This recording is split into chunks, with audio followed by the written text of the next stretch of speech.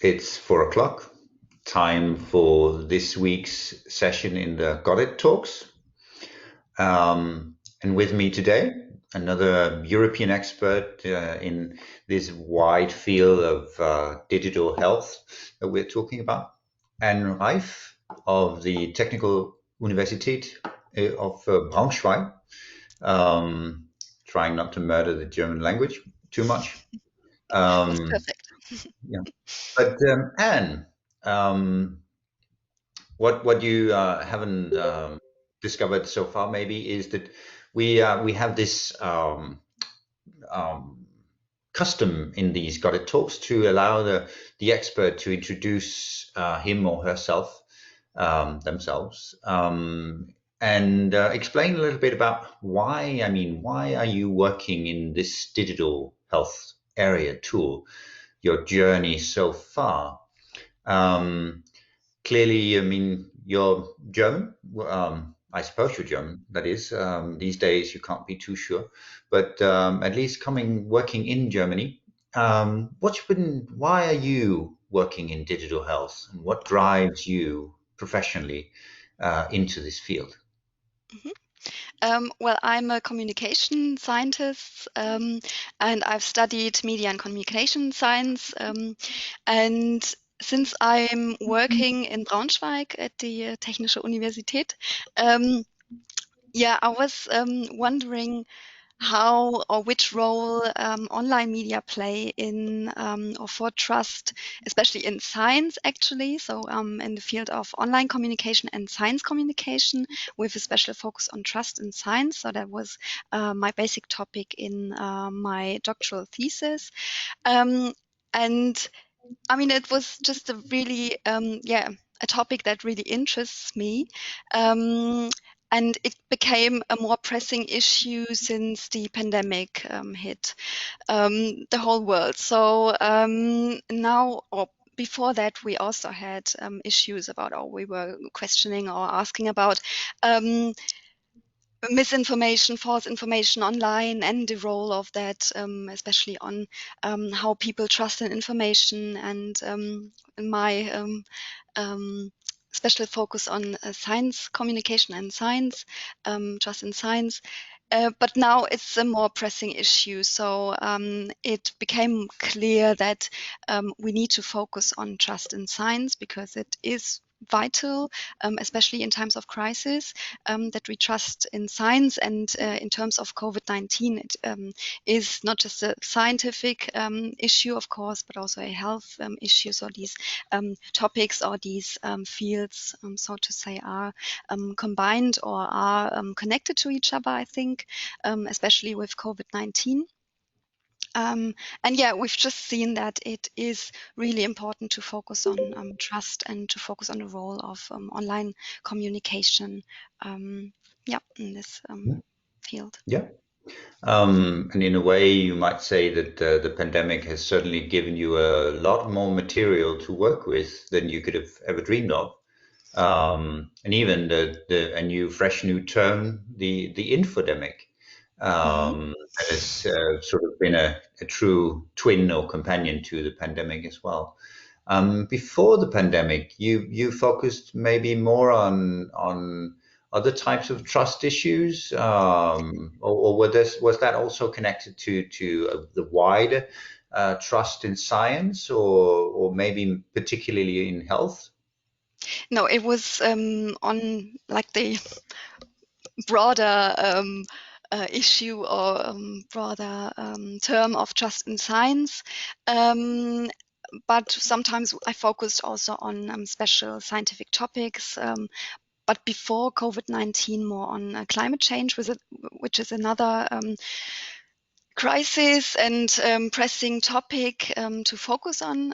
And it's kind of similar on, I mean, there are at least some some differences between the two topics. So climate change and COVID-19, we've seen that it's a crisis, and like every citizen has to take action to counteract, actually, or to and have to take action which is based on science and scientific information and scientific knowledge. So this is kind of a difference here.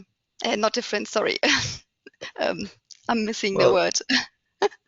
um, um, so it's the well, same, like a similarity. Sorry. yeah. Compared to before the pandemic, um, I mean, if you if your memory can go that far back, um, it can become a challenge for most of us these days to remember a time when there wasn't a pandemic. But how would you say that then the trust has shifted?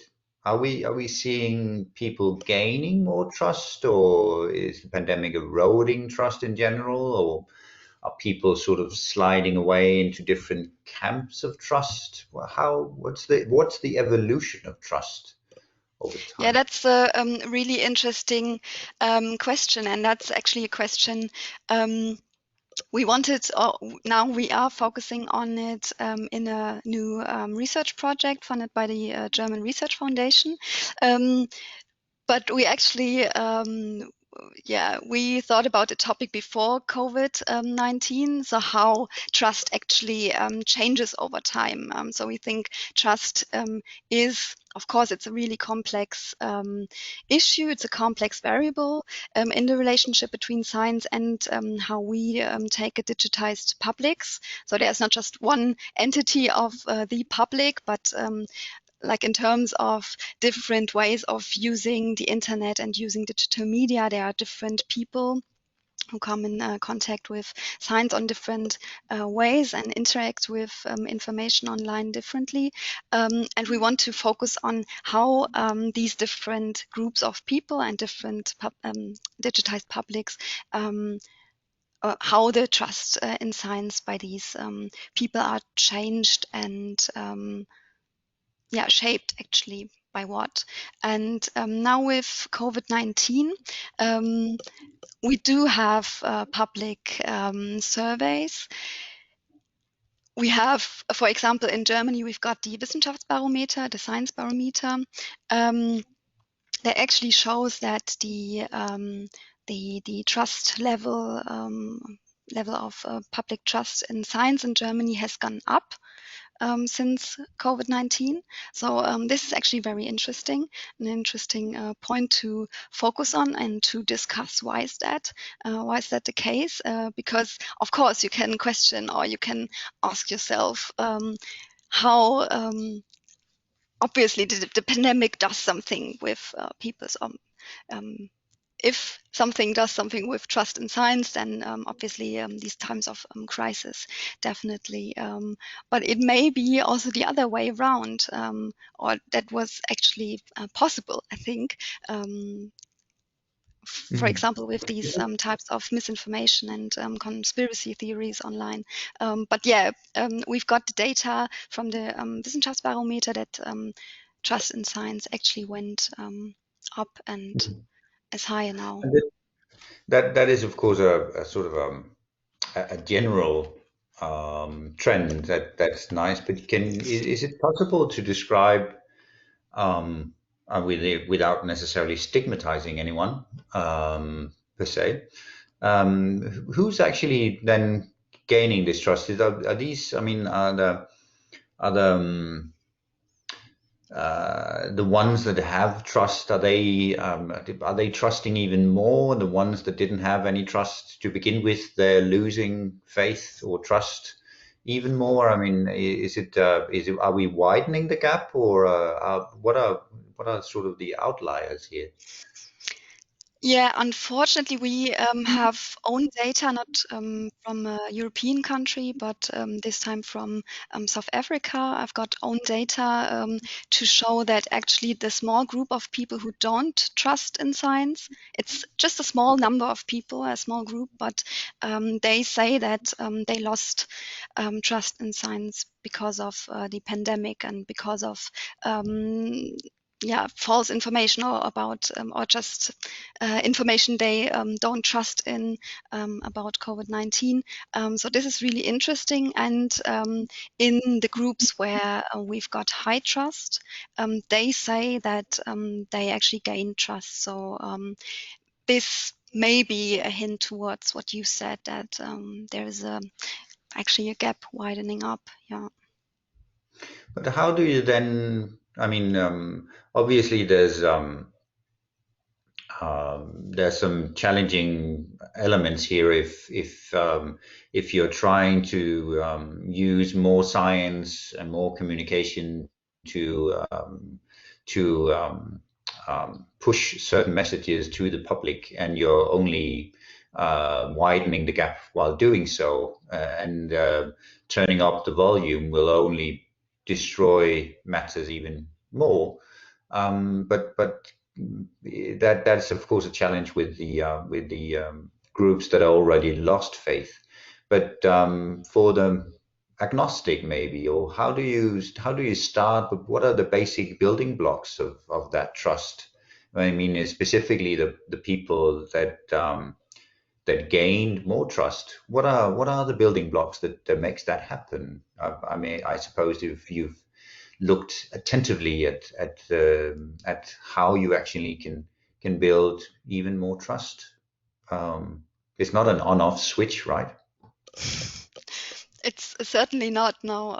But what we can say is that there certainly is a connection between the frequency of media use about science and scientific issues and the level of trust. So the people who know more about it and who gain more information about it, they trust more in science, and the other way around. So the few people who don't trust in science, they tend to get the least information about science and scientific topics. Yeah, so Mm. Well, yeah, this cons- like is con- a hidden. Sorry. yeah, true. But considering modern media and modern media use, it would it would be probably a bit wrong to call Facebook very science-based media. Um, but these days, few people read scientific articles as a leisurely activity during the weekend. So using science-based media is not a very commonplace or commonplace activity to do. But should we maybe, as a either as a joint for the European Union or in individual countries, should we focus more on promoting science-based media? I mean, it sounds like a little bit of a hard sell, to be honest. I mean, people gather at the gates of TikTok and Snapchat, but can you actually then make a science-based media that would be I hesitate to use the word sexy, but is it possible to? I mean, when I was younger and TV was new, Discovery was, of course, quite a hit. But it doesn't seem that people are necessarily flocking at the gates of science-based media these days. I'm not sure to say it like that. I think there are new formats, especially online, that are kind of yeah, very entertaining, and they help to explain science in a more comprehensible way. So there are different ways of doing it, and very successfully as well. Um, Mhm. of course, like TikTok or YouTube videos or podcasts. Um, for example, for COVID-19, one very very popular format of science communication was actually a podcast with very popular virologists in Germany, so who explained the details, new studies on COVID-19 and how the scientific processes work. And this format is really popular, as well as a very popular YouTube channel about science and scientific issues.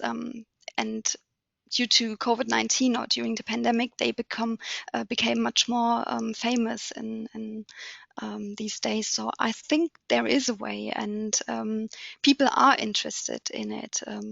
Yeah. So it's, of course, there are different people and different needs of information, and not everyone is so interested in it. But we must not underestimate the media user, I'd say. Mm. But I mean, obviously the media user and the media, but as you say, I mean, YouTube or TikTok, it's available for anyone to use or to utilize. These virologists having a popular podcast, other scientists could probably do that too. Perhaps not as as well, but so you would encourage more scientists to perhaps use modern media and explore ways of disseminating their science through different methods? Um,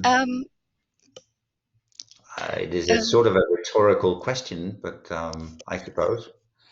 Maybe it is. Yes, I think we should encourage scientists more to engage with the public and to use digital media they have to get in contact and to do direct science communication. But we should not force them, and we should give them some training how to do it, because as we've seen with COVID-19, there was also loads of hate, and still is loads of hate online against scientists who work in this field. So of course there is also like a threat for scientists who go out and do science communication via digital media as well. Um, do you think that maybe that is a specific threat that of threat or at least challenge? I mean, as you say, either whether you're a politician or a scientist or a public health promoter, facing the public and also getting a lot of criticism is something that can discourage a lot of people from sharing information and otherwise. But it's a, how do you break that? Any advice on how to break that balance? I mean, it's the solution here is of course not to have more and more scientists to feel discouraged from sharing their science. Rather, it should probably be the opposite. Um, but what are the key tools? It should, for instance, new types of social media training for scientists. I can see them lining up, queuing to get new advice on how to do TikTok dances. But how can we train these scientists in becoming better at it? Yeah, I think training is definitely necessary, and especially like training from the institutions, like the universities, to help. We actually have a project here in Braunschweig as well, doing that, and there are other projects who do that, who yeah, develop trainings for scientists. So it's there, and that's a issue researched, and training possibilities are there. Yeah, so of course that's a field we need to focus on as well. But do you then think? I mean, when you have the opportunity of either a one-to-one or seeing the face of a scientist, is it the element of seeing a human being disseminating high quality knowledge? Is that what drives the trust better than reading a book or seeing a leaflet with a sort of a nameless authority behind it? Is it sort of an element of human nature that we want to trust another human being? Or what is actually the basic building blocks of that science? Of that trust. Yeah, definitely. I mean, there are different levels of trust in science. So we got the level, of course, that how much we trust in science as a system, as a functional system. How much do we trust in different scientific institutions? So this was or would be the meso level, or the micro level, trusting in individuals and trusting the scientific experts on the individual level. And yes, I mean, it seems that it is in our human nature that we like to see a face, and we like to see a person behind information. So I think trust in the individual, trust in scientific experts is, of course, is very important for trust or building trust in science as a functional system as well. Mm-hmm. Does that mean, I mean, in the Got-IT project where we are building this guideline for digital tools, often, I mean, what we're building or what most apps are about is not a TikTok or YouTube library with a lot of talking heads. We're talking about data visualizations. We're talking about graphical tools of some kind. But is it would you what would your advice be for some of those digital developers? Would that be um, to have more scientists to be part of the building process, or to use the human touch somehow in either explaining via video these tools, if we are prone to want to see a human face explaining stuff? What would you advise our future generation of digital developers to do to gain more trust? I think it definitely can help to have like different types of information, and to be more be creative about it. That definitely can help, I think, and it can help, of course, to have hearing it like from the scientists themselves, because this is what in all the surveys, if people are asked which kind of information do you trust most, it's in the information directly from the scientists. So yeah, this can help, I think. But infographics, of course, like infographics where you can interact with, that's also a good way to like getting an interactive mode, and to interact with scientific information can, of course, also help. Yeah, making it like more accessible to me, and like seeing the relevant aspects for me personally, like when I can click on something I'm very interested in, or something can change what I'm interested in. This can also help this engagement. But if we focus a little bit on those that do not trust those groups, is it? I mean, today we're talking about the digital tools or social media. Um, is it possible to use these, if you will, modern types of media to reach those groups, or is it would it be a bridge too far to hope that we could build better social media or better media in general Or would your research suggest that we should try to reach these people in a different way?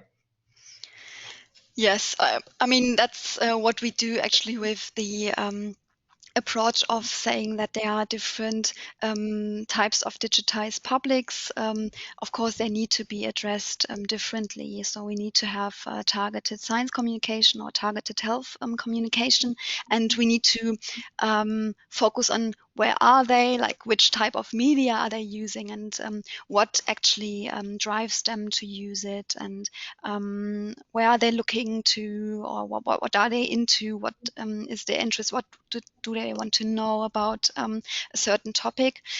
So of course we need to know who actually needs to be informed about an issue and needs to be involved and getting into touch and dialogue in terms of this issue before creating the communication strategies. We need to know who we are addressing. Yeah. Have you found some good cases or examples of ways where authorities or communities have managed to shift such a situation, establishing new trust where there wasn't any, maybe? Um, I'm not aware of anything like that, but maybe I could answer in terms of what actually is a very good predictor of trustworthiness of scientific Mhm. experts. And how they communicate information is if the information given by the scientist or scientific expert, if it's perceived as being very comprehensible and entertaining as well, then it is actually the person as perceived as highly trustworthy. So it is important that it is comprehensible and that the information the person wants to give is understandable for the user, and entertainment issues can help as well. So this can be beneficial as well. Yeah. So would that also be true for people? I mean, uh, people that have trust will become will trust even more when you disseminate in a entertaining way. Is that also true for people that haven't had or haven't got any trust left? Can you entertain your way into trust? Hopefully. I mean, that's always a big issue, and it's sometimes it's, or not sometimes, it's always hard to find people as respondents of a survey or something who are not trusting science and who want to be in a participant in a survey. That's always quite hard to find someone like that. So there so with like a small experiment and not a representative survey, you can't really get the people who are not trusting science. But with the like the recent study I mentioned before, the survey from South Africa, we've seen with the people who are not trusting science that there are some media effects here for their trust in science, which we don't have in the groups, or not like that, who are trusting more. So the media use and the frequency of media use has an effect, and it has not just the frequency of media use, but also how they trust in the information. So this is a very important moderator as well in this issue. So if, for example, with social media, we've seen that the more they use social media, the less they trust in science, but only if they trust the information on social media. And the different effect we have for journalistic media. So the more they use journalistic media, the more they trust in science, but only if they trust the information. So it's important that they trust the information as well. Yeah. But does that then mean that there is actually hope for, I mean, both for Facebook or Twitter, a number of them have pledged that they will try to focus on promoting science-based communication. Specifically, I mean, they had a huge debate on how to balance different types of voices when it came to the vaccination and or the spread of the pandemic in earlier times. But there's hope actually for that kind of strategy, that if you ensure that the social media are better at, I don't know, building the algorithm or allowing science-based communication to be promoted more, that it actually works. I mean, I think, yes, credible information should be found by the user. And so I think if it's promoted, I think that's good, like high quality information, because on social media, what we have is like a very mixed type of information. We've got, yeah, so we've got high quality information, journalistic media, and we've got conspiracy theories and misinformation. So it's very different types and very different qualities of information. But sometimes it's hard for people to see the difference, or to, because sometimes they just look the same, and misinformation imitate journalistic media, for example, and some users may not see it. So I think, or may not see the difference between it, if they are not media literate enough. Or you talked about in your series about digital literacy as well. So this is, of course, that's always an issue. So I think promoting the information that is highly qualitative and of high quality, that's certainly good. And also on Google, I'd say, or on search engines in general, I think it's important that the high quality information about science and about health issues can be found. Because Mm, that's what we see, that not just social media use, but if people have questions about science, about health issues, they Google and they use search engines. So it's really important that the information mm. can be found. Um, a general, well, that is not is not revelation, but there's a fact here, of course, that Google or Facebook or Twitter, I mean, they are private companies. Um, and obviously they play a role in the type of information that they share with the user, either in terms of the algorithm that they use or in the type of information that they allow to be there or not. But given that fact, what would your advice then be for either national or, for that matter, regional health authorities in trying to do that? I mean, there is, of course, a perspective from national legislation on either building competing media, state media. We've seen that in throughout history being used, or we've seen censorship being used as well. I'm not sure that you would promote censorship as a general rule, but what would be some of the key elements that you would advise national governments? And not, well, maybe not for now, but in the future we might have other pandemics. What would you advise people to do in good time so that you actually have a good pool of trust to work with once disaster strikes? Um, That's a really tough question, and it's hard to, like, for me to answer and to give advice on it. Censorship, yes, that's a really tough issue and debated, the pros and cons. But it doesn't But really build maybe trust, does it? no, it I doesn't. mean, That's what I meant. no. It's really tough to say we should um, do that. Mm, So I'm not really saying that.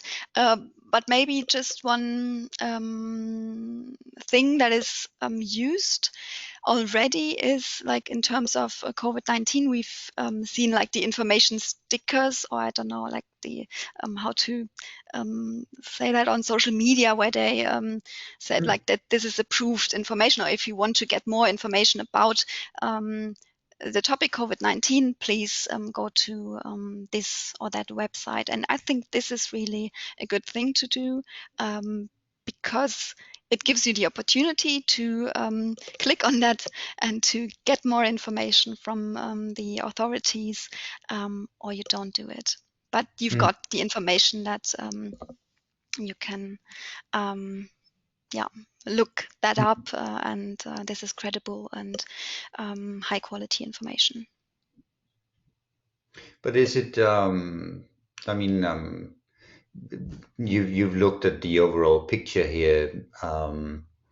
Would you say that sharing these informations via social media, otherwise, that we either as a society or as part of a system, that we respect the role of social media in either building or destroying trust enough? Are we? I mean, most universities, an institution like yours, work to generate a lot of science, generate a lot of knowledge.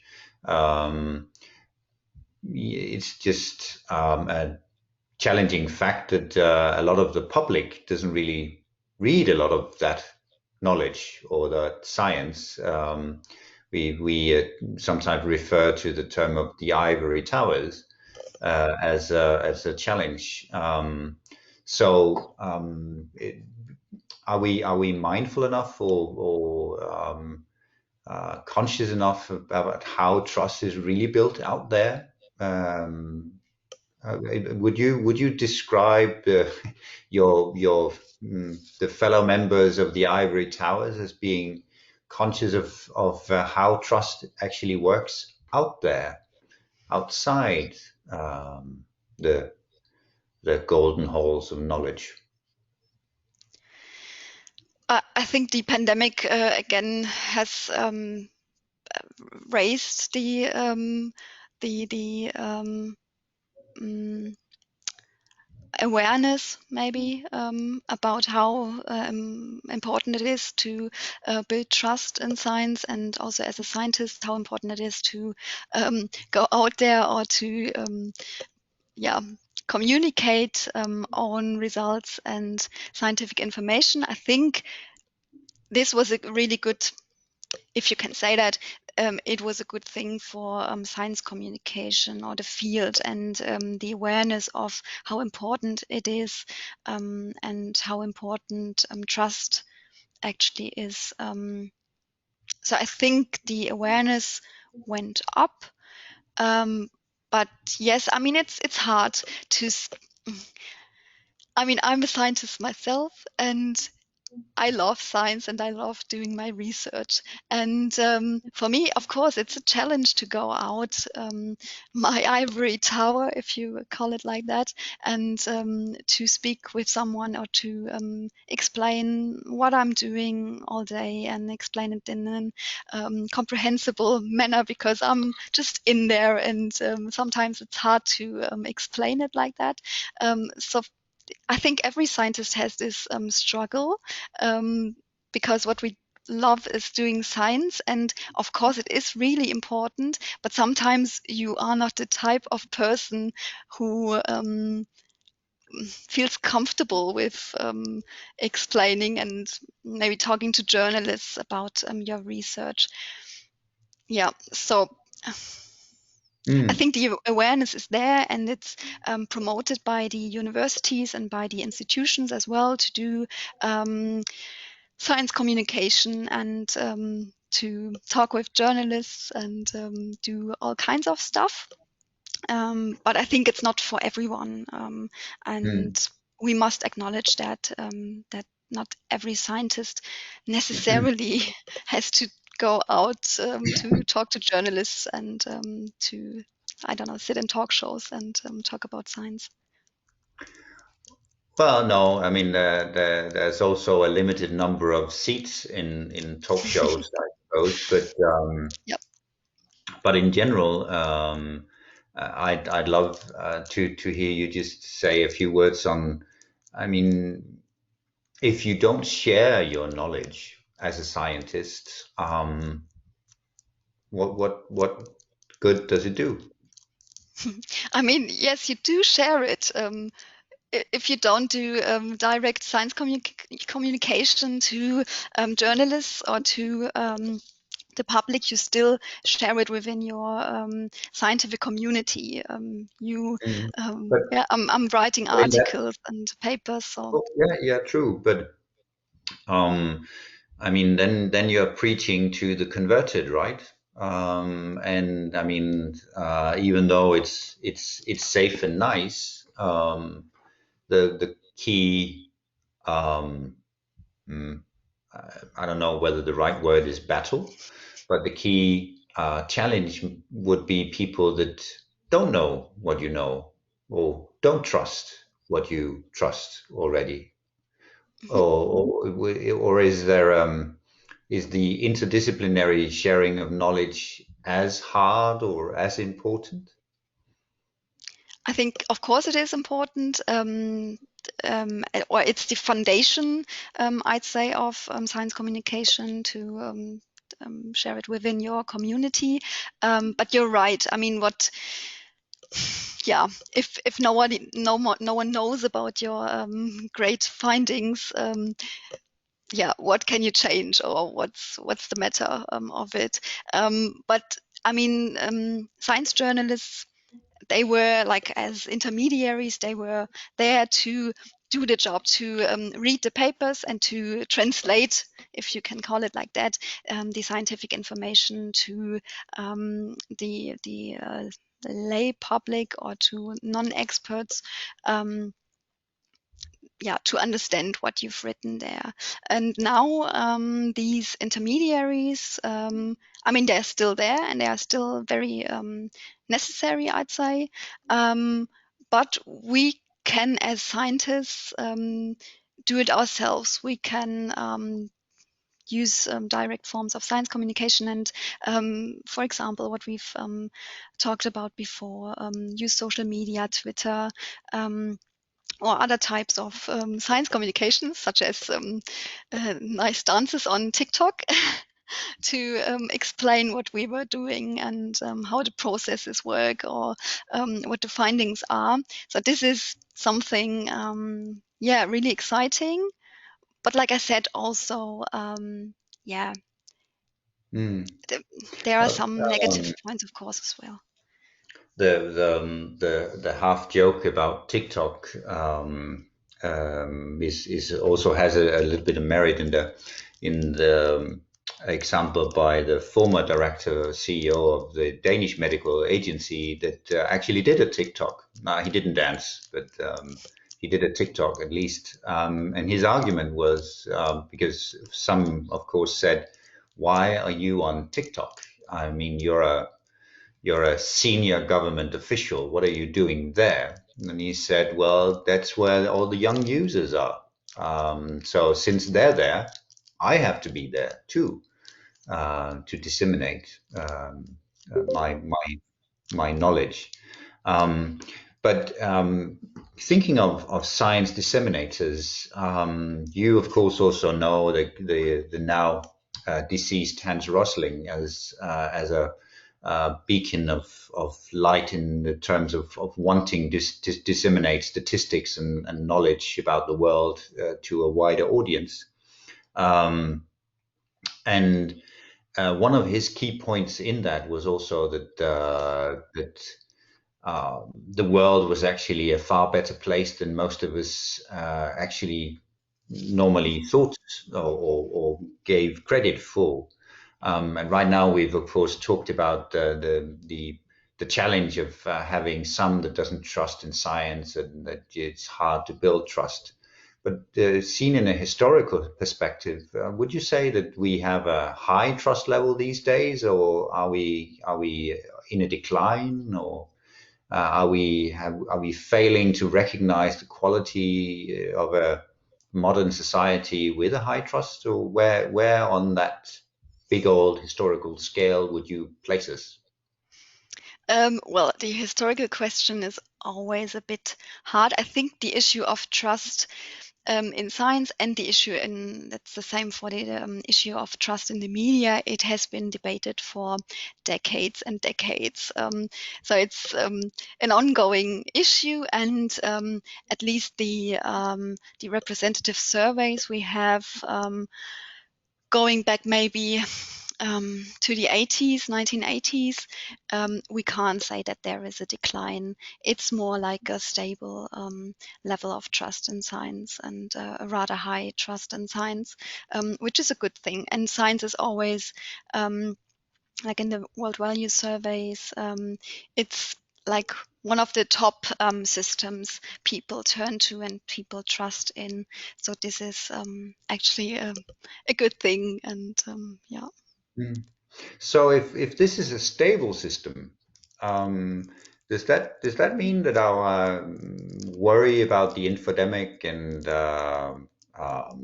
all the trolls out there willing to share all their bad information, that we should just, I mean, not worry so much, because the people that trust in science will not necessarily falter and lose faith. And what we are seeing on online social media is just a more visible way of seeing that um, chasm between the um, faithless and faithful, which is a maybe a tricky terminology to use in this area. But is that if it's a stable system, should we stop worrying? Well, I think it's that's what we argue in our research project. It is really necessary that this level stays high and it remains stable. So it is really important to um, have longitudinal research and to focus on trust in science, and also to not only maybe ask like one question each year, how much do you trust in science? Because it's a really tough question to answer, and there are more, like I said, more levels and more dimensions to it. And more maybe reasons to, or there can be different reasons why people say they have this or that amount of trust in science or not. And it's a tough question to ask. I mean, it's hard to say, okay, what are your like first, what are your associations with science? Different people may have different associations with the term science and think of different disciplines or different topics. So this is one aspect that is a bit critical when just asking about how much do you trust in science. And the next thing is that, like I said, there are different levels. It's the system, the trust in the system, or different individuals, and it's not just, or yeah, trust can be different or maybe a different term for different people, and they understand different things when you are asked, and have different experiences with science. So it's a really complex issue, and I think it needs more than just one question in a survey each year, but we need to have a more differentiated view on it. And this addresses also like different publics, like different groups of people, and how they use different types of media, especially digitized media. So we need to focus on this issue, and it's a good thing that this like referring on one or single items, that there is a stable trust, but we need to understand what's behind this level of trust, I think. What do you then see when we talk about? I mean, people are not stuck in time. When you move from adolescence and into adulthood and then growing even older, would your research suggest that your trust remains stable? Are you stuck with the same trust for a lifetime, or do we see that? I mean, in some respects, you see certain values shift over time as you grow older. Does that happen with trust too? Yeah, that's a really interesting thing, and this shows that we need to have longitudinal studies to not just ask like one time a person, but to ask them again, or to have qualitative interviews. What we are planning to do as well, to ask them, what do you think? Did it change over time, your trust? And what were the key elements or the key aspects and key reasons why it might have changed? And what do you remember? What was your experience with science or scientific topics that may have made a difference and may have changed your level of trust? So yeah, that's a really interesting aspect to focus on and to study. But your research, does that suggest that you have a higher trust as you grow older? I mean, when you're older, I suppose you would have a higher chance of actually coming across a scientist or a or an expert of some kind that could persuade you that science was really cool and that it actually did some good. So if this is sort of like Lego, you could become more and more and suddenly gain trust as you, I don't know. For each birthday, you gained 2% of trust, or maybe. Well, I don't know. But would you say that your data suggests that we have the most trusting citizens among the older citizens, or how how does that evolve? No, I Mm, mean you're lacking some longitudinal studies, but what do you see in your crystal ball? I have to look into it again. I think, yes, there is a trend of higher age having a more or higher level of trust. But what's really important is that how people get in contact with science. Have they studied? Have they met a scientist themselves in person? Like these types of experiences they gained during their lives. I think this is really important, and that's what the data shows. And maybe like just one study I came across that's focusing on COVID-19 as well, or like past epidemics. And they've seen that especially the young adults, um, if they have encountered a pandemic or epidemic, then their trust in science has shifted. It has declined actually. So like they have suggested that in adolescents and like very young adults, about like 18 years old, they are in a phase where a crisis can really make a difference or make a change in their trust in science if they come across a pandemic or epidemic or something. So, like using your case before, if they met a scientist, would that mean that that would actually uh, potentially be a strategy where you could send university scientists into nursing homes as friendly visitors to persuade people to that they're actually good people and that you can trust them? Is it actually possible to use scientists as a sort of rock stars in their own right simply by walking walking the earth and sharing their knowledge? Does it work like that too? I think having role models is always a good thing, and to seeing that science actually is also an option, job-wise. Of course, and I think that's an issue also, that even for students, it's like what they do, the university professors, or the people, the lecturers, and the scientists at a university. That's even for students, or for some students, hard to understand that it actually is a job opportunity, or a possibility to do in your professional career. So yeah, I think, yeah, for any um, Mm-hmm. issue, role models can also always help, especially if you have role models that are not like the stereotypical scientists. Because if we think about scientists, we still think about the white old men, about Albert Einstein, and yeah, wearing white coats, and running around in their laboratory.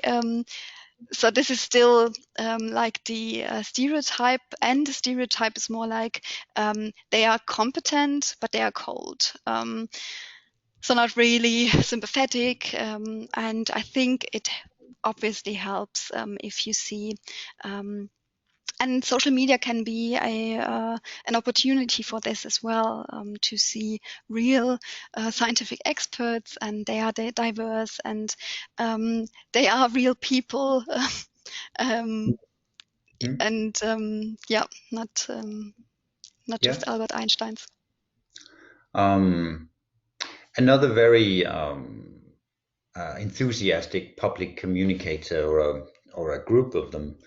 You mentioned climate change and communication within climate change before.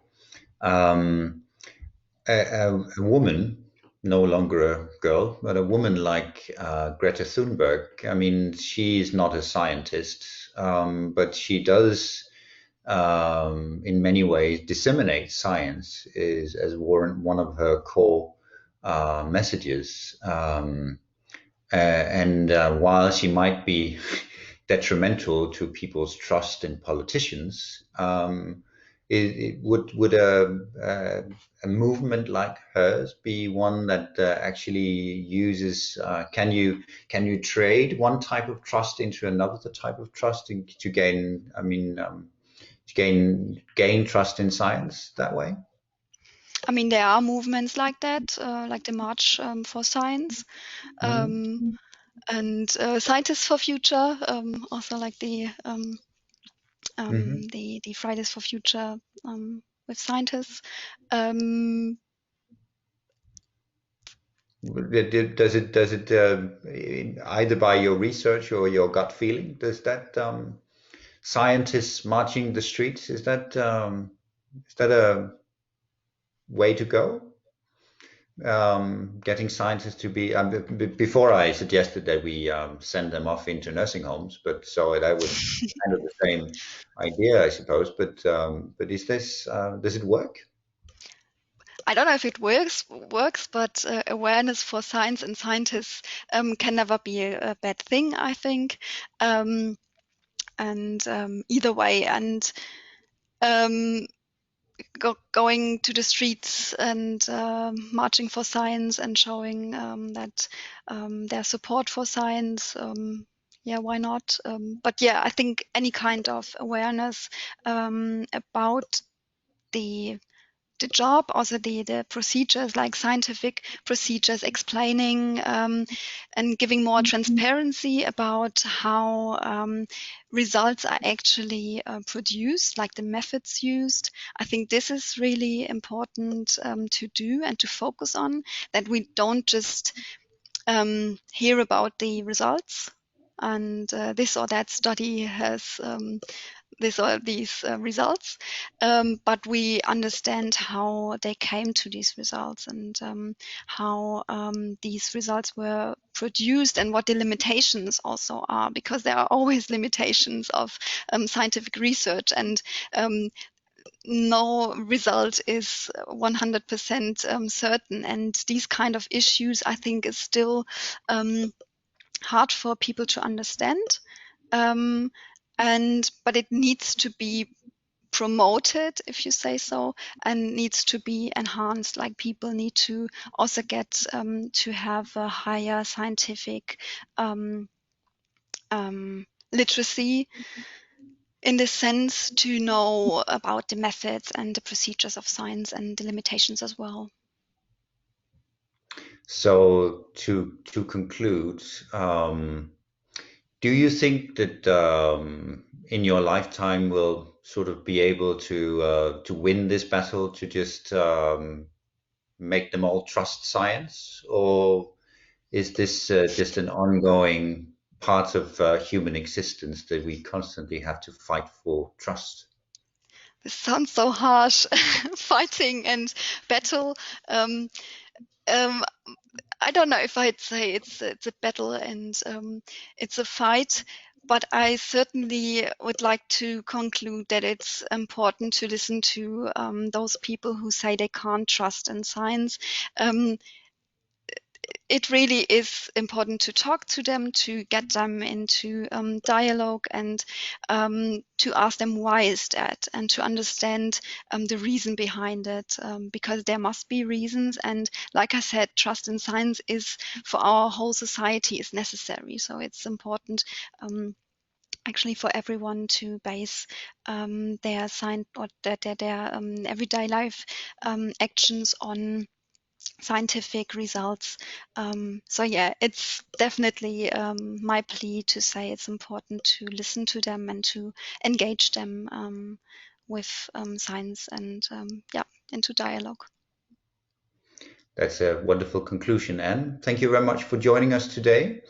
And I look forward to discussing trust and science with you some other day too.